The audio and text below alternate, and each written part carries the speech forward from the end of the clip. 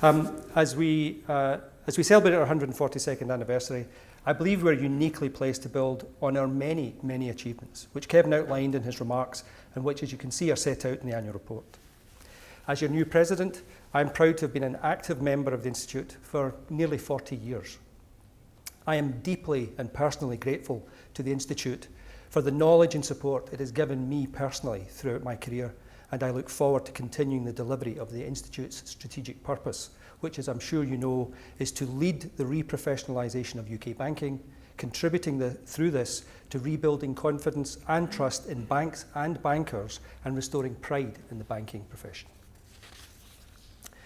As an institute, we will continue to deliver this by focusing on 5 key objectives which we've outlined in our very well-developed current strategic plan.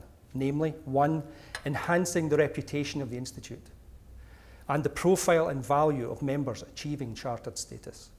2, raising professional standards in banking, increasingly doing this through our support for banking apprenticeships. 3, improving members' engagement with the Institute by expanding our virtual and physical delivery networks. 4, building the Institute's internal capabilities, especially in the area of enhanced digital access and delivery of a new governance structure, which we're going to be discussing later. And finally, 5, increasing the Institute's revenue growth to support investment and development of our member and student numbers. As Kevin mentioned, our increasing international reach is something that we welcome. In a post-Brexit world, when the UK is reaching out beyond Europe and exporting the very best of Britain to countries like Malaysia, Australia, India, and Hong Kong, it's encouraging that these and other countries are now looking to take our chartered banker educational status to their countries and build on the back of the great tradition Britain has in education and skills development. Exporting the standards for individual bankers in the UK through the groundbreaking work of the CBPSB, that's the Chartered Banker Professional Standards Board, also chimes well with this agenda. I hope that when we achieve success in these areas, we will see the Institute's reputation and profile increase in the coming years.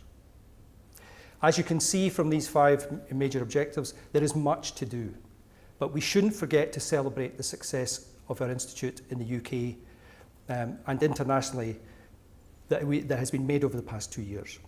And I would like to take this opportunity to pay tribute on behalf of all the fellows and members of the Institute, as well as personally to my predecessor, Kevin Page. As you heard in Kevin's speech earlier, during his presidency, Institute membership is at the highest it has ever been. Student numbers are at record levels. Our UK-wide profile has grown considerably, and the Institute and the CBPSB has emerged as key players in the banking standards landscape through our work on culture and conduct in banking. Kevin, it has been a pleasure to serve under your presidency. Thank you for all you've done for the Institute, and thank you for setting such high standards for me to follow. Much appreciated. On behalf of my fellow council members, therefore, can I ask you, Kevin, to come forward to accept a token of our appreciation for your service and your past President's Medal, as well as the good wishes of all of us for the future.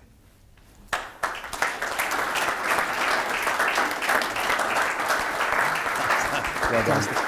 That is a fabulous photograph.